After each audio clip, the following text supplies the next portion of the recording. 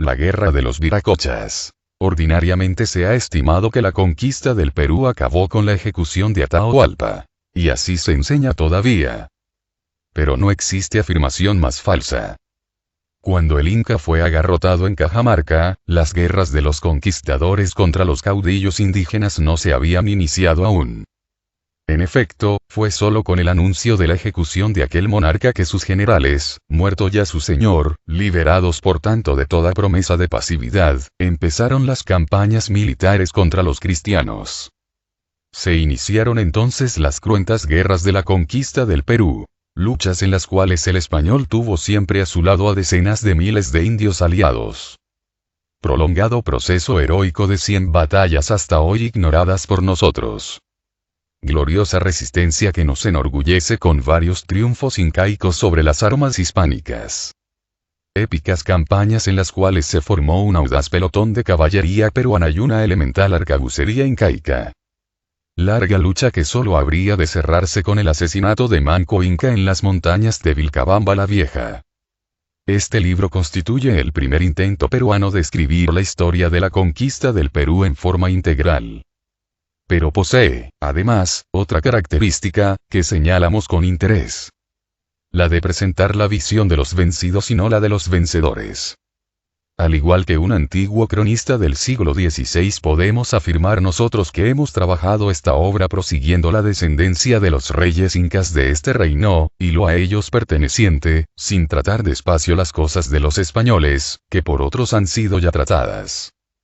De ahí que tanto resaltemos las victorias cusqueñas sobre las mesnadas castellanas.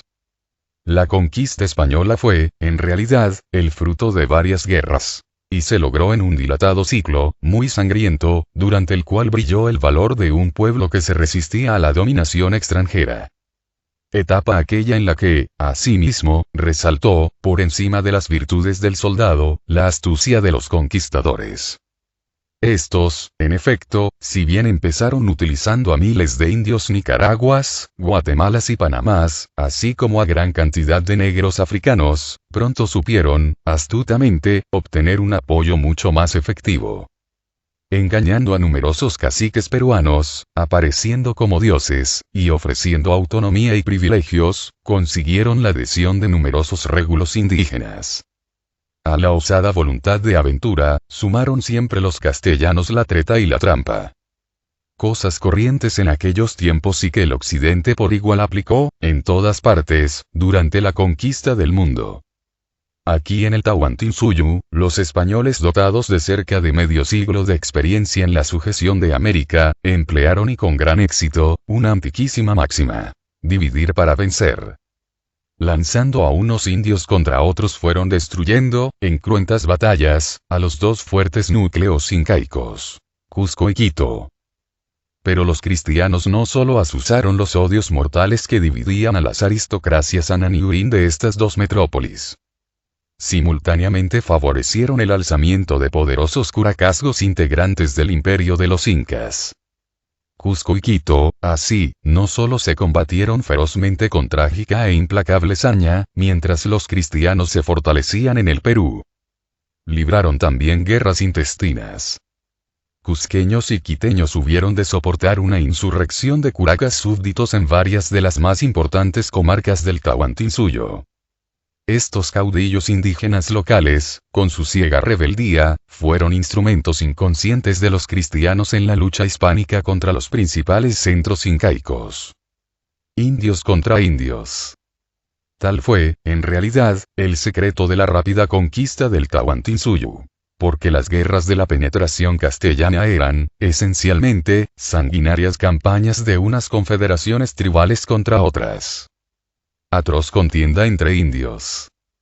Espantosas guerras civiles que los españoles aprovecharon hábilmente. Anarquía política que los castellanos supieron reforzar a través del atizamiento del espíritu levantisco de numerosos régulos indígenas, contra el orden imperial incaico. Los cristianos fueron así penetrando al imperio. Auxiliaban a uno u otro bando según las conveniencias del momento. Aprovechando el caos, burlando a los jefes indios, minaron toda posibilidad de resistencia organizada. frente al arrojo de los cusqueños que se lanzaban sin miedo contra el acero y el fuego, pudo más la astucia de los peninsulares, quienes eran protegidos por grandes masas de indios aliados. Las energías incaicas se gastaron en la lucha fratricida. Las de Occidente, en cambio, se aplicaron en objetivos muy concretos, perfectamente determinados. Fue en medio de estas condiciones que se hizo factible el que unos 5.000 españoles conquistasen el Perú en un decenio.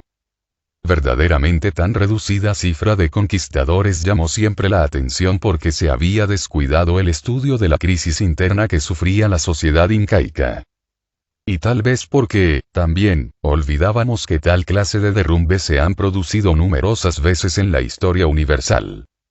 Al respecto, quizás el ejemplo más categórico lo proporcione el formidable imperio persa. Abarcaba desde el Danubio hasta el Indo, pero fue destruido por un pequeño número de falanges de Alejandro. Ocurrió así merced a terribles tensiones internas que afrontaba Darío III Codómano, las cuales estallaron ante la presencia del conquistador macedonio. Pero la crisis dinástica incaica, al momento de la conquista española, no puede explicarlo todo. Existían factores más profundos. Al caos político indígena se agregaron elementos que no eran fruto de las circunstancias de última hora sino derivados de la esencia misma del Tahuantinsuyo. Nos referimos a la conformación multitribal del imperio de los incas. Como todo imperio, fue un estado constituido por diversas nacionalidades. Vastos señoríos separados entre sí por lenguas, dioses, costumbres, leyes y tradiciones. Eran federaciones cuyas altivas aristocracias, vencidas poco tiempo atrás por los incas, apenas si permanecían sujetas por la autoridad imperial. Al ser atacada la organización incaica en su base por los conquistadores, muchos curacas, ingenuamente, no vacilaron en dar su decidida adhesión a los cristianos, a los cuales, con frecuencia, se vio como portadores de autonomía local. El Tahuantinsuyo no se hallaba, pues, suficientemente cusqueñizado al producirse la agresión hispánica. La acción unificadora del Cusco había durado demasiado poco. Y mucho faltaba aún para que se formara una línea mínima de conciencia nacional que comprendiese a todos los pobladores del imperio. Por ello, en algunos casos, el nivel político, todavía poco desarrollado en el Perú prehispánico, hizo ver a los cristianos no como conquistadores sino como libertadores. Los curacas levantados contra Cusco y contra Quito no midieron la trascendencia de su actitud. La política, como se ha dicho, no era aún una ciencia muy avanzada entre aquellos nuestros pueblos de tótems y de magia. Pero sí, en cambio, tenía pleno desarrollo entre los peninsulares, quienes procedían de un mundo ya en plena mentalidad lógica. Así, mientras el Cusco, y con él buena parte del Tahuantinsuyo, reconocía en un primer momento como dioses a los españoles, otorgándoles el sagrado nombre de viracochas, los conquistadores, duchos en los más arteros menesteres de la política y la guerra, mantuvieron falazmente el engaño. Poco, pues, verdaderamente, podían hacer los indios que aún creían en deidades viracochas salidas de las aguas, contra españoles venidos de la Europa renacentista. Era el enfrentamiento de la franca moralidad política del occidente del siglo XVI con un pueblo que aún se enorgullecía de la mayulla, del no mentir.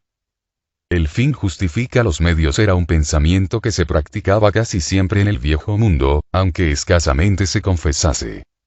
Aventureros salidos de estos pueblos europeos fueron los que chocaron contra la sencillez de las colectividades primitivas. No solo se enfrentaron, pues, el hierro contra la piedra y el arcabuz a la valentía elemental.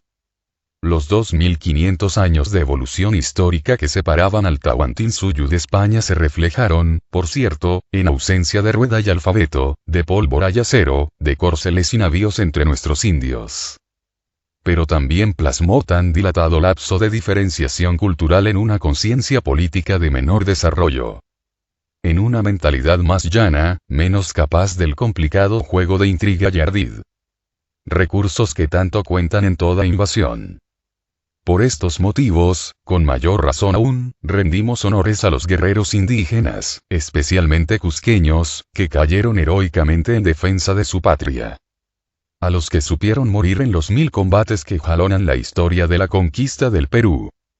Titanes de la talla de Cauide, negados hasta ahora en las historias oficiales. Héroes que hoy el pueblo peruano empieza a recuperar de un injusto olvido. Juan José Vega. Primera parte. Los viracochas. El contrato. Para servir a su majestad en el descubrimiento y población y pacificación de la Mar del Sur, firmaron un contrato en Panamá, el 20 de mayo de 1524, el padre Hernando de Luque, Francisco Pizarro y Diego de Almagro. A fines de ese mismo año partió la primera expedición, la cual fracasó. Los nombres de Pueblo Quemado y Puerto de Hambre, en la actual costa colombiana, son ilustrativos sobre los padecimientos de esa primera etapa de la conquista del Perú. La Isla del Gallo. La segunda expedición de Francisco Pizarro tuvo su momento culminante en la Isla del Gallo, cuando 13 españoles decidieron permanecer con su capitán, en medio de atroces penurias, y no retornar a Panamá con Juan Tafur.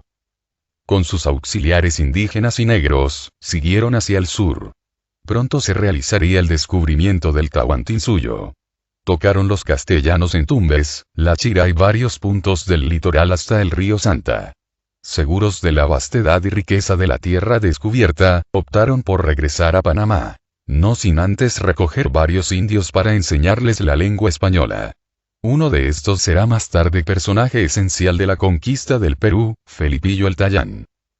Aquellos desembarcos fugaces de los españoles en el litoral incaico, demostrando fingida gentileza, en medio de regalos y festines, con pacíficos disparos de arcabuz y airosas pruebas de corceles, fueron los que crearon la leyenda de los viracochas. Provocaron el renacimiento de aquel mito de seres misteriosos que surgían y desaparecían en el mar. Para los indios, esas visitas fueron mágicas, a todas luces. Visitas, además, confusas que solo vieron unos pocos aquí y allá. Visitas, cosa extraña para ellos, que de repente dejaron de producirse. Idos los cristianos, la leyenda creció al amparo de los sentimientos míticos de los indígenas. Es por eso que, muchos años después, al retornar los castellanos, su presencia fue considerada como algo sobrenatural por gran parte de la población incaica. Y, especialmente, por la dinastía legítima del Cusco. Como los funcionarios reales obstaculizaban la empresa en Panamá, Francisco Pizarro decidió viajar a España. Allí firmó las capitulaciones de Toledo con la reina el 26 de julio de 1529. Luego recogió al clan Pizarro, su hermano legítimo Hernando Pizarro, entonces de 26 años. Y a los otros bastardos de padre, Gonzalo y Juan, ambos muy jóvenes, y a Martín de Alcántara, hermano de madre. Asimismo vino Pedro Pizarro, niño aún, quien sería su paje y más tarde soldado y cronista de la conquista del imperio de los incas. Luego llegarían al Perú los hermanos de madre de Juan y Gonzalo. Finalmente figuran otros deudos lejanos como Diego Pizarro, Cristóbal Pizarro, Martín Pizarro y Juan Pizarro de Orellana. El tercer viaje, 1531, fue el definitivo. Tras marchas penosas a lo largo de la costa septentrional, por manglares, cubiertos de pantanos y malezas, y plagados de verrugas, los conquistadores, alentados indesmayablemente por Francisco Pizarro, llegaron frente a Puná. Esta isla será el primer punto de contacto con el Tahuantinsuyo. Sin esperar el arribo de los refuerzos de don Diego de Almagro, los españoles y sus numerosos indios auxiliares centroamericanos decidieron embarcarse. Por propia invitación de los curacas isleños. Aún ignoraban la vastedad del imperio que pronto habría de mostrarse ante sus ojos. No imaginaban su fabulosa riqueza. Mucho menos sabían que desde hacía un buen tiempo se habían declarado guerra a muerte los dos hijos principales del difunto emperador Huayna Cápac. Huáscar Inca, sucesor legítimo, dueño del Cusco, enfrentaba los intentos de usurpación de Atahualpa, quien se había posesionado de Quito. Los Anan alineaban con la dinastía reinante. Los Urín, con la sublevada. En el norte, Quito ejerce indiscutible influencia. En el sur, el Cusco. Los altos mandos del ejército son partidarios de Atahualpa. El clero solar prefiere a Huáscar Inca. Muchas confederaciones tribales conquistadas en épocas recientes por los incas ven en esa lucha fratricida la oportunidad para recobrar su antigua autonomía. Tantas naciones esparcidas desde Pasto hasta el Maule carecían en muchos casos de lengua común, de religión única, de leyes absolutamente unitarias, de costumbres semejantes, de tradiciones conjuntas. Las viejas aristocracias sojuzgadas por los incas velaban por una ocasión que les devolviese sus grandes privilegios. Muchos lugares apenas si estaban incaizados.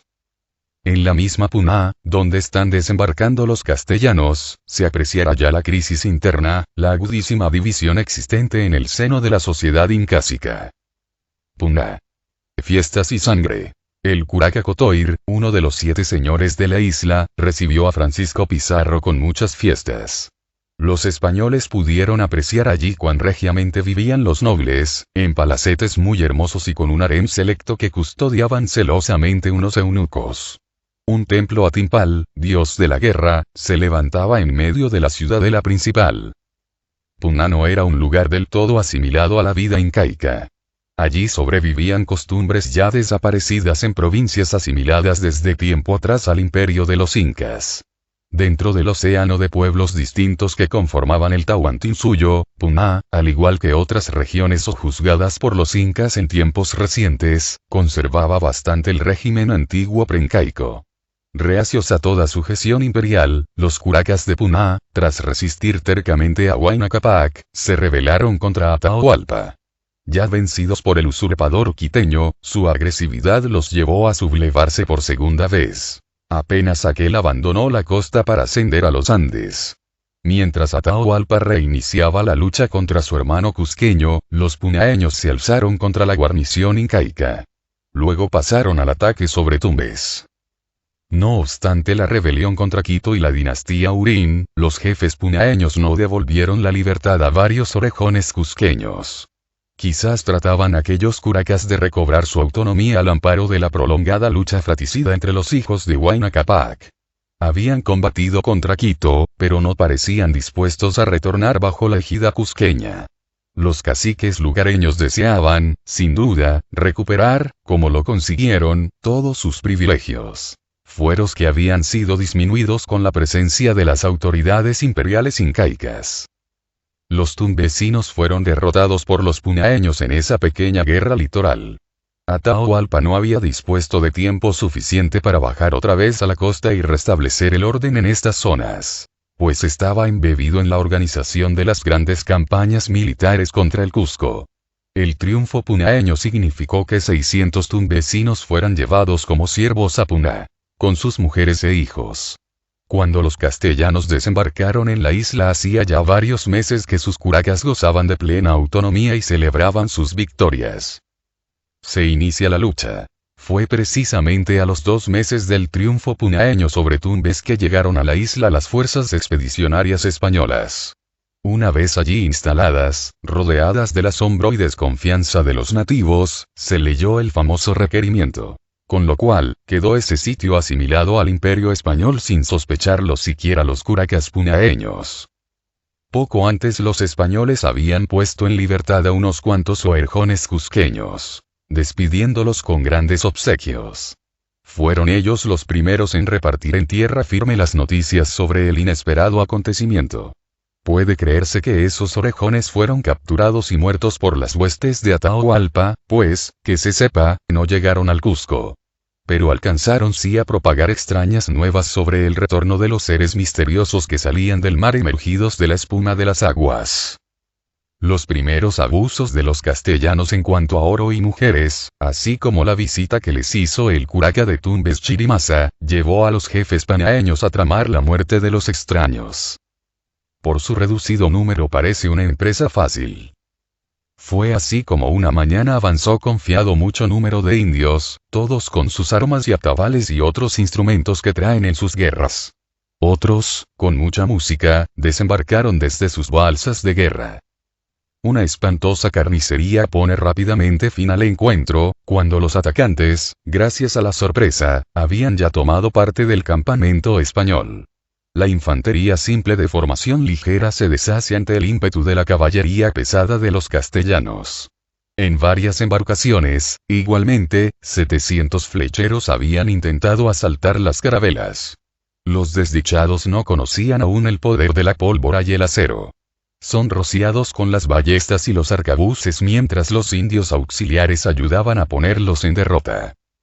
Tales desastres no desalentaron a los punaeños. Retirados a la maleza prosiguieron una lucha de guerrillas.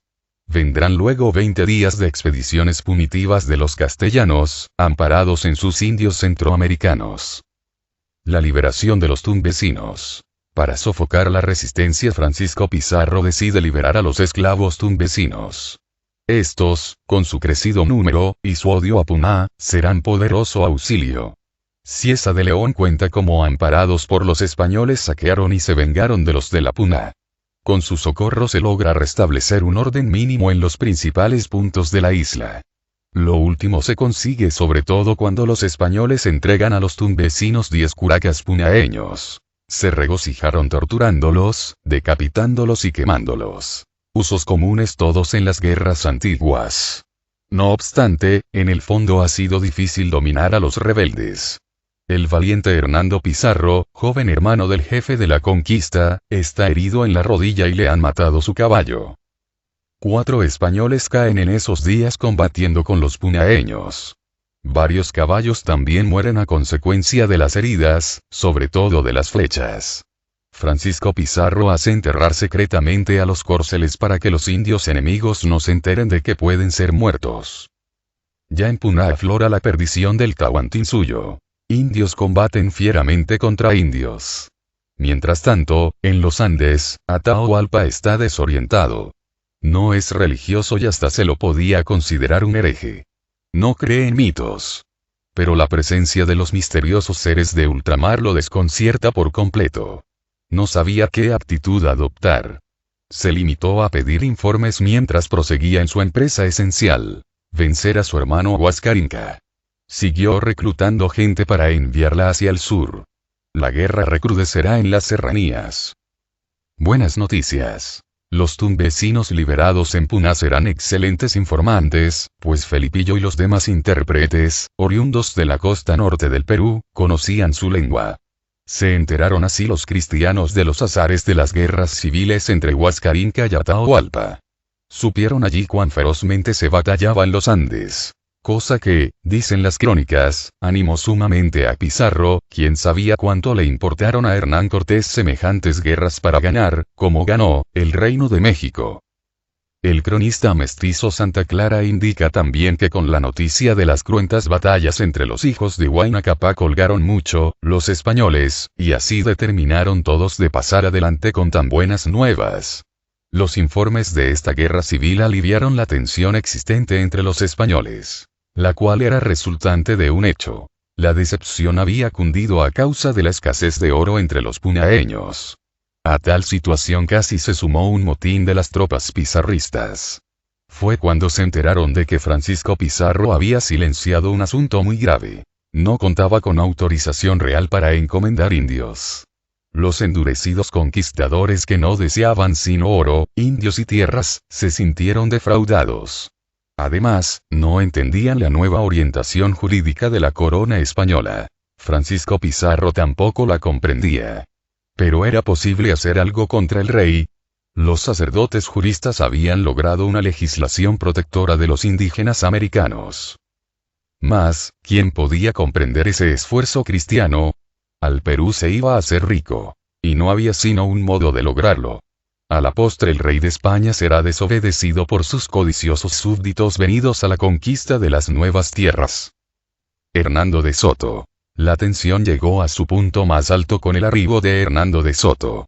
El audaz capitán trajo consigo refuerzos de gente experimentada. Y la primera mujer española, Juana Hernández, amante de este joven jefe o prostituta. Con su conocida audacia Soto aspiró pronto a ser el segundo del ejército, no ocultando su disgusto al ver en tal posición a otro joven e impulsivo capitán, Hernando Pizarro, quien le llevaba la ventaja insuperable de ser hermano del viejo jefe. La hueste de Soto, también, casi se rebeló. Habían dejado esos soldados el paraíso de Mahoma que era Nicaragua, con sus bellas indias, en pos de tesoros que hasta el momento no veían. A cambio de soñadas riquezas sufrían guerras e incomodidades. No faltaron hasta fugas, como la del cobarde tesorero de su majestad, Riquelme, quien se fue de secreto en uno de los barcos de abastecimientos. Se lo retornó a la fuerza, con orden expresa de Francisco Pizarro. Los ánimos al fin se aplacaron y a los 3 meses de haber llegado los Pizarro a Puná se da la orden de pasar a Tumbes. Antes dispusieron algunas ejecuciones para calmar los ímpetus levantiscos de los punaeños. Estos indios no olvidarán los ultrajes sufridos. Habrían de vengarse, años después, comiéndose coyuntura por coyuntura al padre Vicente Valverde, ya primer obispo del Cusco. Lo capturaron tras naufragar en aguas punaeñas, al reconocerlo como el irascible capellán de las primeras mesnadas de la conquista del Perú. Tumbes. Muerte de 3 españoles. Con sus indios auxiliares y sus esclavos negros se embarcó la expedición española rumbo a Tumbes, cruzando en las grandes balsas punaeñas. En Tumbes no reinaba ya la tranquilidad idílica que algunos conquistadores, como Pedro de Candía, habían visto años atrás, durante el segundo viaje. Por el contrario, la guerra civil incaica había dividido también esta provincia. Y si bien la mayoría de sus pobladores son partidarios de Atahualpa, no falta una facción inclinada a Huascarinca.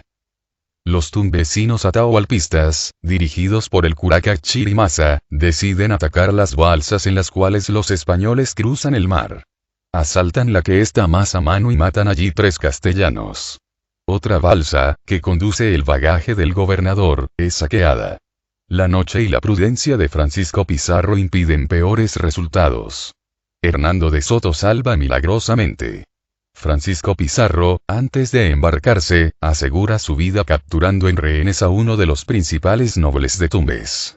Se consigue así pasar exitosamente a la costa. Y mientras estos hechos, insignificantes para Atahualpa, se desarrollaban en el litoral, en el corazón del Tahuantinsuyo 2 gigantescos ejércitos se preparaban para medir sus armas en una nueva batalla.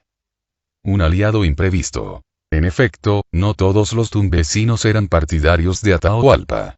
Quedaban aún unos cuantos huascaristas, quienes tenían aparentada lealtad a las autoridades impuestas por el usurpador. Esos huascaristas no habían gozado, hasta aquel momento, de ninguna oportunidad de revivir la lucha contra los enemigos de Huascarinca. Las sanguinarias represiones impuestas por Atahualpa no solo deshicieron allí la organización de los Anan, sino que dejaron una huella de pavor que frenó los arrestos subversivos de los sobrevivientes. Precisamente, los cristianos irían a aliviar sus propios pesares mediante una entrevista insospechada, cuando el más calificado de esos escasos huascaristas tumbesinos demandó ver a Francisco Pizarro. Seguramente conocía los asombrosos relatos de los orejones cusqueños, que fueron puestos en libertad por los castellanos de Puna y que debieron recorrer una parte de la costa antes de ser capturados por tropas de Atahualpa. Dijo a ese tumbesino que había estado en el Cusco y que le parecía que los españoles eran hombres de guerra y que podían mucho. Este indio, ciertamente, debió narrar a los cristianos las incidencias de la cruenta guerra entre los hijos de Huayna Cápac. Frescos estaban aún los recuerdos de las encarnizadas batallas de Ambato, Tumipampa, Muyutuiro y Cusipampa. Choques militares que finalizaron con la estabilización del poderío de Atahualpa en el extremo norte del Tahuantinsuyo. Vivíase en aquellos días los últimos momentos de la paz de 3 años que siguió a la sangrienta campaña de Cusipampa. Lejos, en las serranías, los Anan y los Urín alineaban nuevos ejércitos para decidir el destino del imperio de los incas. El importante tumbesino que contó estos sucesos fue, sin duda, uno de los primeros en creer en la divinidad de los viracochas, dioses llegados de ultramar para castigar a quienes intentaban usurpar la corona incaica. Fue por esa razón que dio apoyo a los castellanos en la lucha que tuvieron que emprender contra las reducidas huestes de Chirimasa, el curaca tumbesino partidario de Atahualpa. Para ese tumbesino huascarista, como para todo el bando de los anancuscos, los españoles no aparecieron allí como conquistadores del Perú. Todo lo contrario, en medio de los trágicos contornos de la guerra civil, su mente mágico-religiosa vio en ellos emisarios celestiales, por los cuales habían clamado en sus preces al sol y a Pachacamac. Su aspecto extraño, al lado del caballo, la pólvora, el acero y la carabela, concedió calidad sobrenatural a esos seres misteriosos cuyo origen nadie podía conocer y ni siquiera intuir.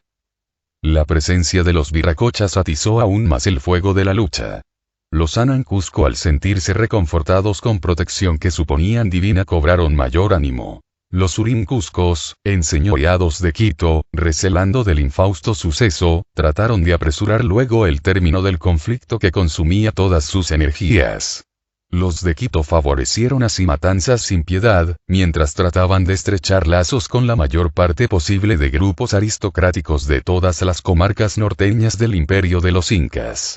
El arribo de los cristianos, pues, no solo distó mucho de unir a los hijos de Huayna Cápac, sino que, más bien, acentuó la división. Sencillamente porque ni los Anan ni los Surin vieron a los castellanos como lo que realmente fueron: los conquistadores del Tahuantinsuyo. Fue así como aquel tumbesino lascarista que se ofreció para apoyar a los cristianos no hizo sino acatar la tradición imperial cusqueña que lo obligaba a ser fiel a la legítima dinastía de los Anan Cuscos que representaba Huáscar Inca.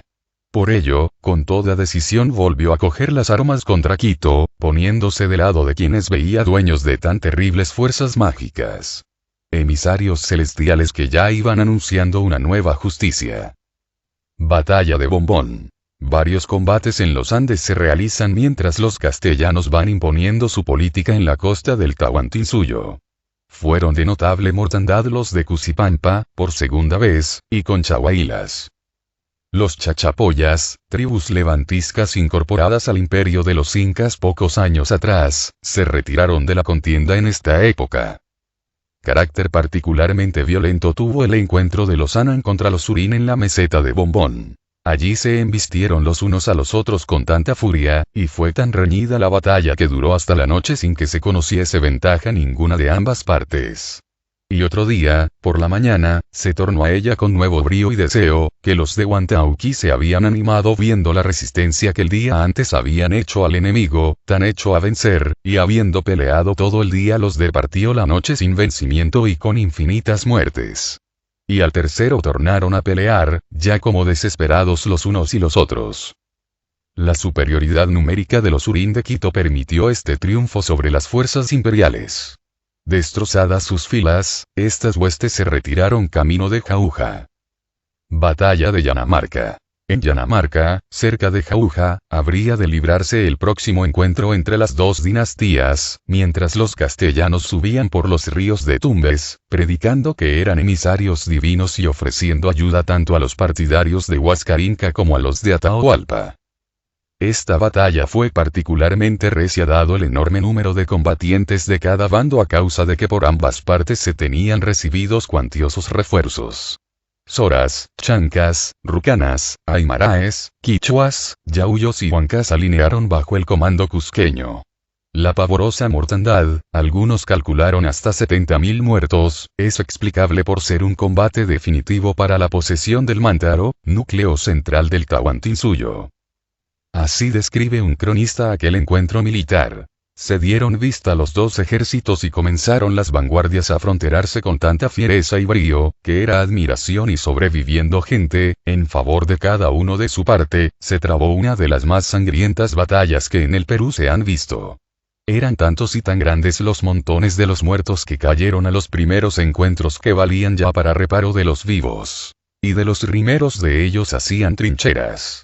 Esta batalla se comenzó con el día y siempre estuvo en peso, hasta hora de vísperas, que comenzó a declinar el valor de los cuscos, aunque con pérdida notable de los vencedores, porque de aquellas nuevas gentes de guerra fueron tantos los que cayeron que embarazaban ya a los que peleaban. El comando cusqueño, fiel a sus heroicas tradiciones, sin darse por vencido, se retiró en orden hacia el sur a fin de fortalecerse con sus mermadas filas en la orilla derecha del Mántaro. Jauja quedaba con Atahualpa. A los pocos meses una vasta rebelión sacudirá a todo el valle del Mántaro. Movimiento jaujino que fue violentamente sofocado a sangre y fuego por Chalcochima, el terrible militar atahualpista. Mas por el momento volvamos a Tumbes, donde están los viracochas. Y donde también bulle la escisión entre los partidarios de los Anan y los Surin. Entre los seguidores del Cusco y los partidarios de Quito. El desencanto. Tumbes impresionó a los españoles por su calidad artística. Palacios y templos suntuosos con muros de adobes esmaltados en muchos colores y techumbres de paja tan bien labrada que no parecía sino oro. Pero la mayor parte del pueblo, unas 1000 casas, estaban quemadas. Los depósitos, igualmente, saqueados. Chirimasa se había dispuesto a la resistencia, en defensa de su señor Atahualpa. Pero a los conquistadores no los seduce el arte, ni los atraen los pueblos destruidos. Nada importan las plumerías y los altorrelieves de las murallas cuando no encuentran sino escasos adornos de metales preciosos. Fue entonces que se volvieron contra Pedro de Candía. Creador de la fama legendaria de Tumbes en España y Panamá, afrontó allí la ira de sus compañeros de aventura. Algunos quisieron lincharlo, otros apedrearlo. Y no faltaron maldiciones para el gobernador. A Francisco Pizarro se le veía cómplice de las mentiras de Candía. Sufrían como víctimas de un falso señuelo. Se sentían engañados por sus jefes. Les habían hablado en Panamá de grandes tesoros y hasta allí nada habían visto digno de mayor elogio. Francisco Pizarro restablece la armonía hablando de las riquezas que aguardan más allá, en los Andes. Pero no todos le creen. En general cunde el desaliento. Y muchos se arrepienten de haber abandonado una vida fácil en Nicaragua o Panamá. Muchos añoran aún la dureza de la lejana patria española. Apenas los más miserables se consuelan pensando que ningún feudo indígena han dejado atrás. El futuro se prevé con mucha sangre y poco oro. Surgen los dioses viracochas. Con la velocidad del rayo ha llegado al Cusco la noticia de que misteriosos seres han aparecido en el extremo norte del imperio. El hecho coincide con nuevas derrotas de las huestes de Huascarinca y las oraciones que han sido dirigidas al sol para que proteja a la dinastía imperial. Los rumores los hacen dueños de fuerzas sobrenaturales. No pueden, por tanto, sino ser los justicieros viracochas. Nadie ha recogido mejor la impresión de mágico respeto a los conquistadores que Titu Cusi Yupanqui, cuando transcribe el mensaje llevado hasta la capital del imperio de los incas por veloces postas tayanas. Es una gente que sin duda no pueden ser menos que viracochas porque dicen que vienen por el viento y es gente barbuda, muy hermosa y muy blancos, comen en platos de plata y las mismas ovejas que los traen a cuestas, las cuales son grandes, tienen zapatos de plata. Echan illapas, rayos, como el cielo. Mira tú si semejante gente, y que de esta manera se rige y gobierna, serán viracochas. Y aún nosotros los habemos visto, por nuestros ojos, y a solas hablar con paños blancos y nombrar a algunos de nosotros por nuestros nombres sin que se lo diga a nadie. No más de por mirar al paño que tienen delante. Y más que es gente que no se les aparecen sino las manos y la cara y las ropas que traen son mejores que las tuyas, porque tienen oro y plata. Y gente de esta manera y suerte que pueden ser sino viracochas. Cieza de León precisa que cuando llegaron estas noticias alegráronse los anancuscos. Tenían tal acontecimiento por milagro, creían que Dios Todopoderoso, a quien llamaban Traviracocha, envió del cielo a aquellos hijos suyos para que libraran a Huascarinca y lo restituyesen en el trono. El erudito jesuita Bernabé Cobo, cronista enciclopédico, confirmará después estas tesis apuntando que el nombre de viracochas a los españoles nos pusieron solos los vecinos del Cusco y aficionados a Huáscar. Joseph de Acosta cree que la versión se propagó rápidamente por haber aparecido los cristianos poco después de grandes invocaciones a las divinidades imperiales, demandando justicia contra el usurpador quiteño, tesis que comparte Juan Polo de Ondegardo. Van y vienen, entonces, mensajeros secretos del Cusco para observar a los viracochas. Al poco tiempo, nadie dudará ya en la capital del origen divino de los extraños seres salidos del mar. Renace la esperanza y Huascarinca oficializa el nombre de viracochas. Cunde entonces fuerte optimismo, aguardándose que el rebelde usurpador Atahualpa caiga pronto aniquilado por esos dioses misteriosos. Presionado por la rebeldía de sus ejércitos del norte, que alinearon todos con Atahualpa, Huascarinca decidió enviar de inmediato una comitiva para rendir pleitesía a los viracochas y rogar su decisiva intervención. Las guerras de Tumbes. Cuenta Antonio de Zárate que el gobernador anduvo sin poder hablar con indio ninguno, que todos andaban por los cerros con las armas en las manos. Francisco Pizarro se asentó entonces en la ciudad, donde solo había gente menor y de servicio. Envió mensajeros a los curacas pero no aceptaron tratos. Por el contrario, atacaban a los indios centroamericanos auxiliares de los españoles y a los esclavos negros cuando salían a recoger alimento en los alrededores. Hizo entonces construir balsas de modo secreto y Hernando de Soto con 50 jinetes, mayor número de peones e indios amigos armados, cruzó el río a fin de sorprender a los enemigos. Dieron cuando amaneció sobre el real de los indios y haciendo cuanto daño pudieron en él, hicieron todos aquellos 15 días cruda guerra a fuego y a sangre por los 3 españoles que sacrificaron. El curaca de Tumbes, Chirimasa, al último, no contaba sino con 600 soldados. Pero resistió bastante bien el ímpetu de la caballería aprovechando el terreno de manglares. Cuando Pizarro le intima rendición recibe solo burlas. Finalmente se replegó a un fuerte donde fue cercado. Ofrecida la paz por los españoles, ya casi sin efectivos militares, aceptó negociar y se entregó. Los desengañados. No obstante los pequeños triunfos alcanzados en Tumbes, el monto de las victorias no convence a los españoles. Hernando de Soto sigue inquieto y empieza a tramar un motín con su gente de mayor confianza. Otros 16 conquistadores, decepcionados de la poca riqueza hallada en las nuevas tierras, deciden abandonar la expedición. Retornarán a Nicaragua o a Panamá donde gozarán de sus feudos indígenas o de una pobreza sin riesgos. Hasta 2 sacerdotes, desengañados, se retiran de la empresa, pero a la tropa que se queda consuela la llegada de refuerzos que arriban atraídos por la fama de las tierras descubiertas. Partida hacia Piura. Francisco Pizarro decidió partir de Tumbes hacia el sur en vista de informaciones extremadamente favorables en torno a la división política existente en todas las comarcas yungas de la costa norte y central del Tahuantinsuyo. Remontó así el río Tumbes en varias jornadas, cruzando por pequeños pueblos como Guásimo, en todos los cuales encontró escasa resistencia. Finalmente, abandonando esa zona se dirigió más al sur, hacia Poechos.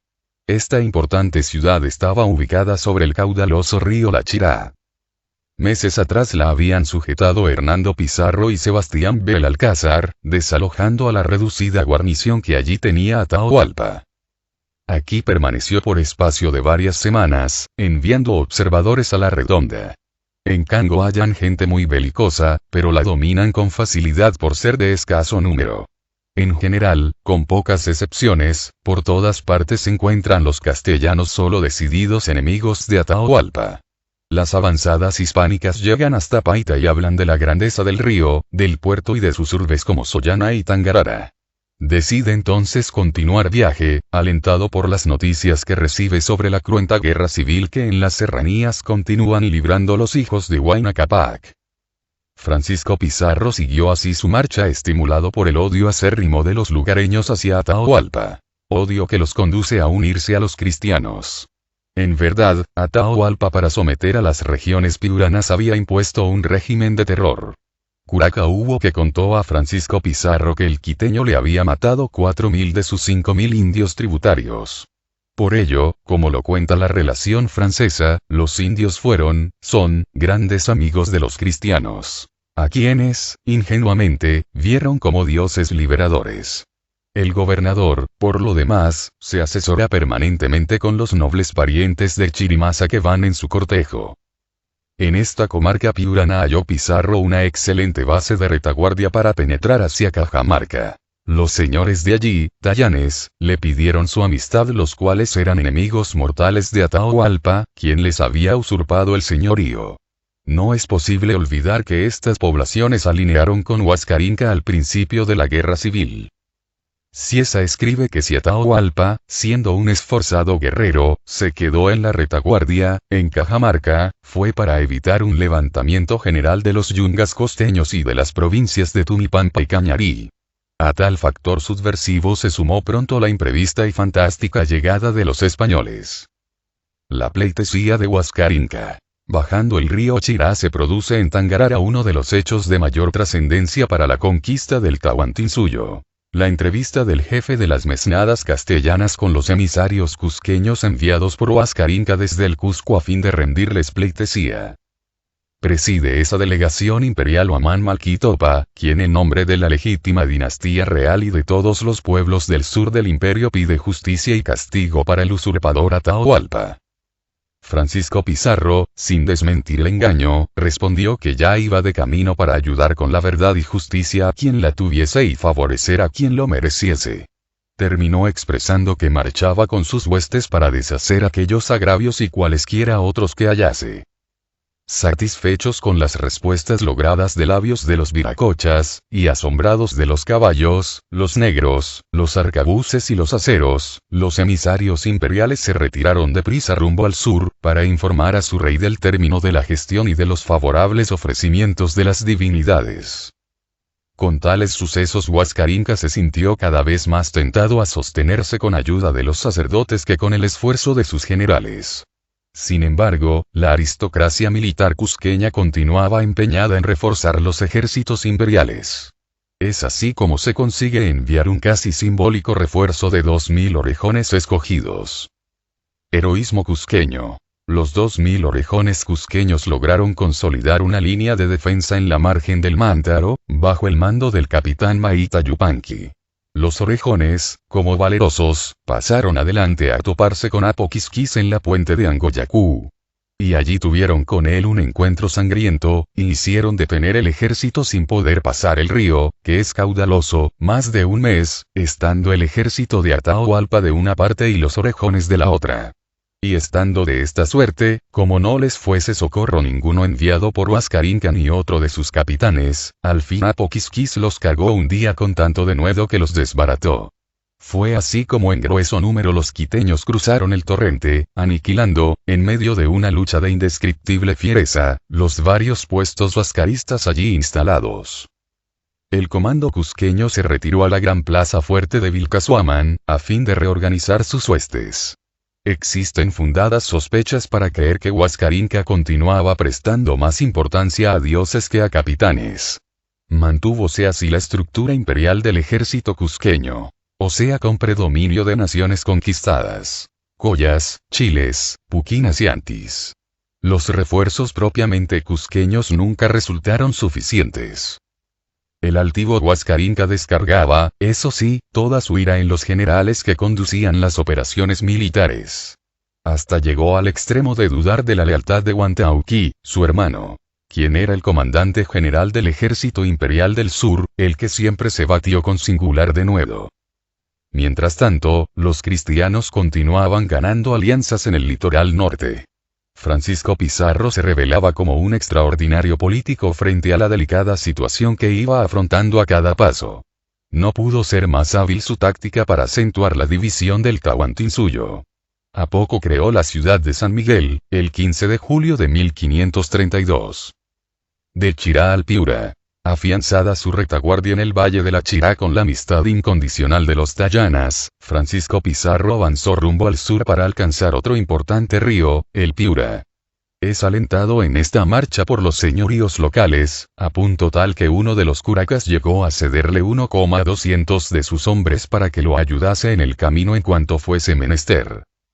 Fundada ya San Miguel y con ella la primera ciudad cristiana en el Tahuantinsuyo, camina publicando entre los naturales que iba a favorecer y ayudar a Huascarinca, el señor natural de estos reinos.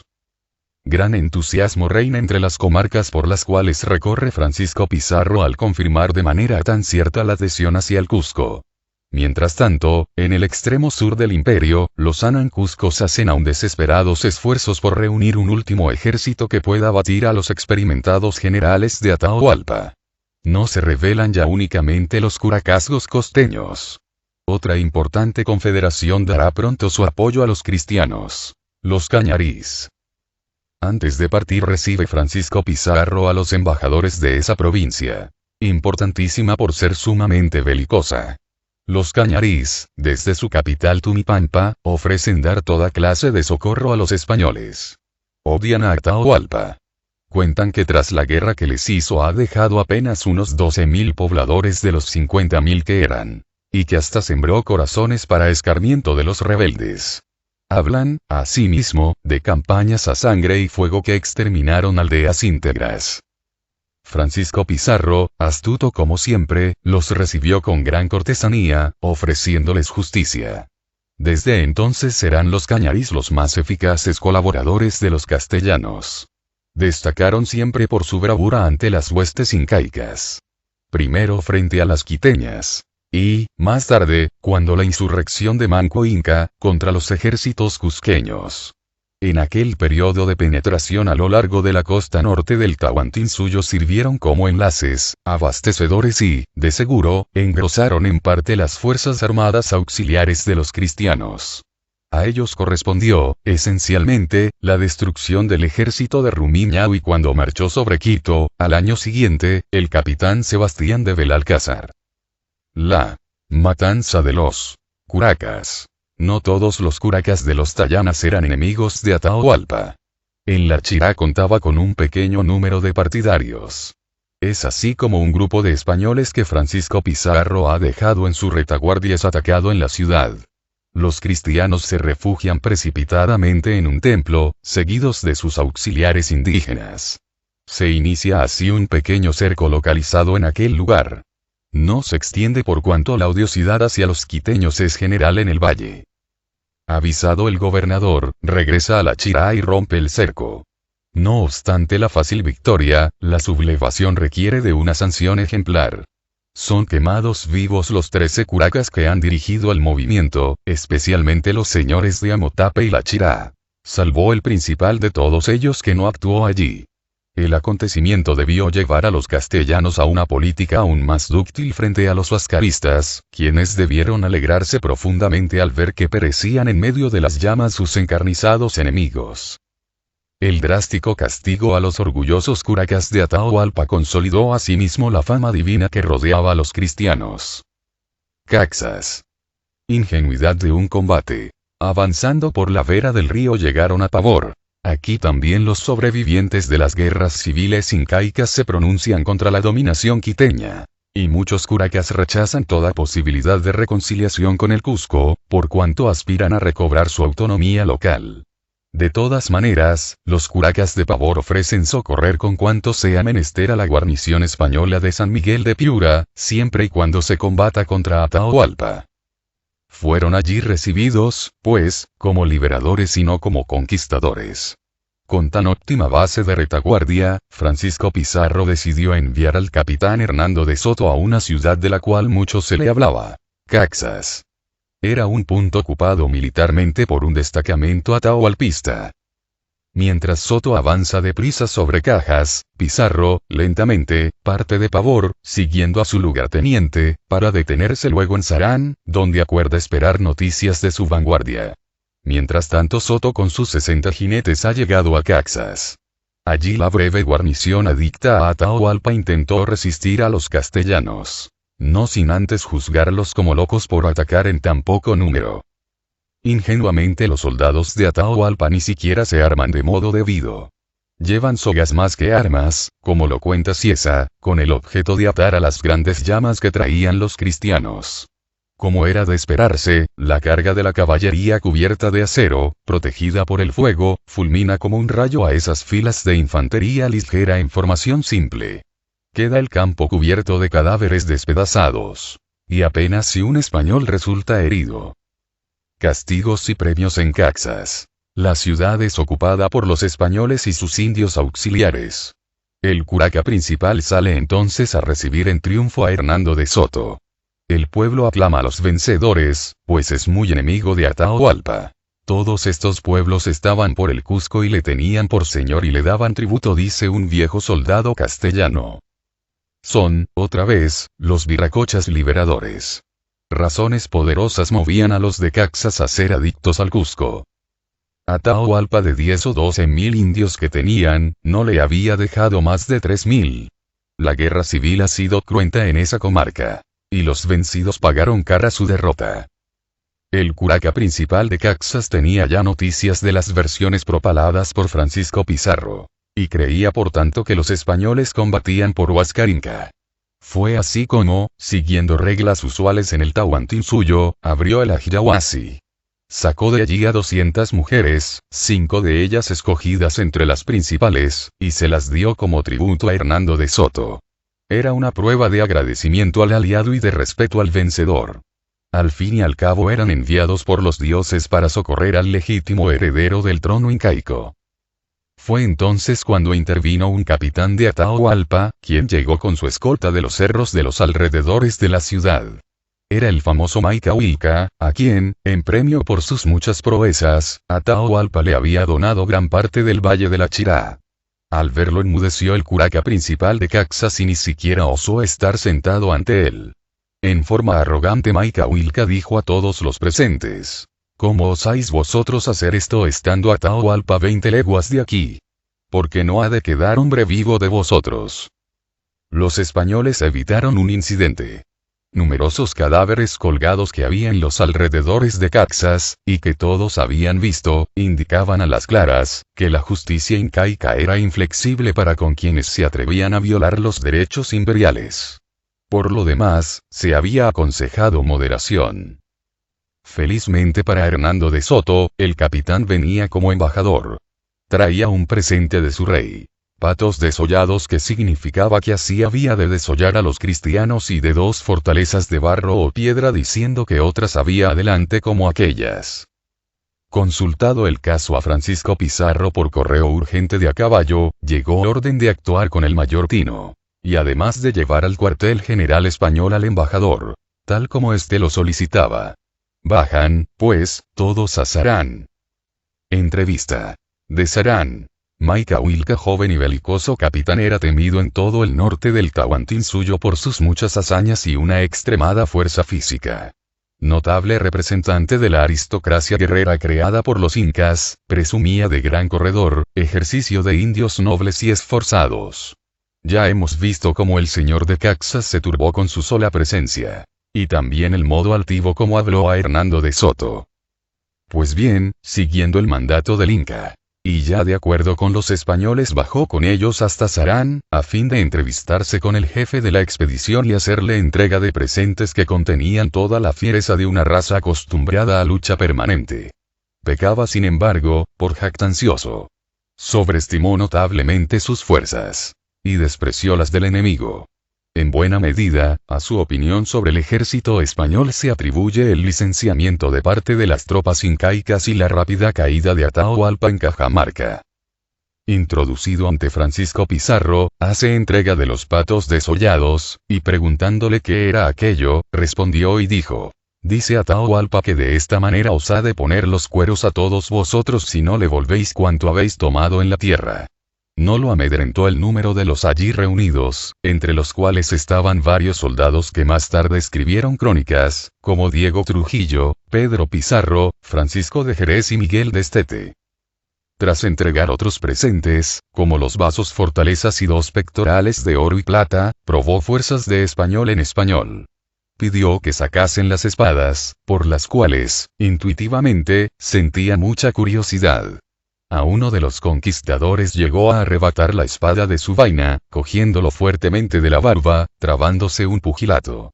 El incidente acabó con rapidez a la indicación de Francisco Pizarro para que no se le haga nada. Pizarro, con acertado criterio, no quería demostrar la capacidad de sus hombres ni la de sus armas.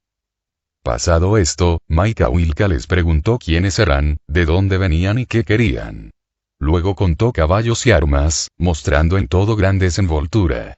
Permaneció entre los españoles 3 días, con boato de gran señor. Durante la conferencia, Francisco Pizarro mintió abiertamente al embajador de Atahualpa. Refiriéndose al Inca, le dijo que tenía intención de servirle en sus guerras cuando de buena gana quisiese aceptar su servicio y amistad. Que iba caminando a besarle las manos. Esta aparente sumisión española al rey quiteño ensoberbeció aún más a Macahuilca. Pizarro, finalmente, para probar el valor del indio emisario, hizo disparar un tiro de artillería. Mas él no mudó jamás su semblante, antes mostrando el rostro constante. El indio jamás se turbó. Así lo leemos en la famosa crónica rimada anónima escrita por un soldado poeta, actor de aquellos hechos. Satisfecha su curiosidad, emprendió Macahuilca su regreso, portando algunos curiosos regalos. Vidrios, cuentas, un bonete y cascabeles. La versión de Macahuilca. El informe que Macahuilca rindió luego a Atahualpa no pudo ser más negativo sobre la calidad hispánica. Eran unos hombres ladrones y haraganes y que venían caballeros en unos carneros. Luego le solicitó que hiciese aparejar muchas sogas para atarlos. Sostuvo, asimismo, Macahuilca que los españoles no se ocupaban todo el día sino en refregar y sacar lustre a ciertas varillas tableadas, semejantes a los instrumentos que usan las mujeres para tejer, pues eran tan pobres que no tenían otros adornos. Hasta aconsejó en un festín a Atahualpa que no convocase tropas, sino que les diesen 4 o 5 mil hombres de guerra que él se los traería a todos maniatados. Con esto que éste dijo más se alegraron riendo de gana, afirmando que habrían de servir de yanaconas, que es nombre de criado perpetuo o de cautivo.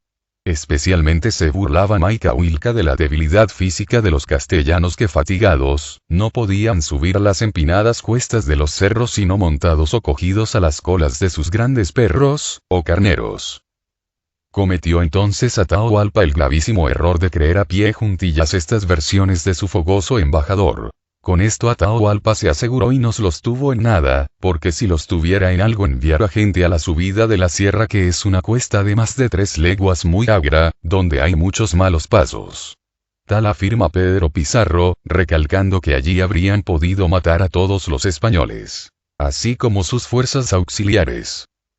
Por el contrario, sabemos que escuchando consejos de los favoritos presuntuosos, Atahualpa ordenó que los dejasen entrar, en las sierras, porque después no se le podrían huir y los aprendería a todos y sabría qué gente era.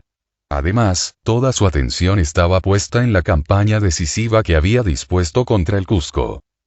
La rebelión Chimú.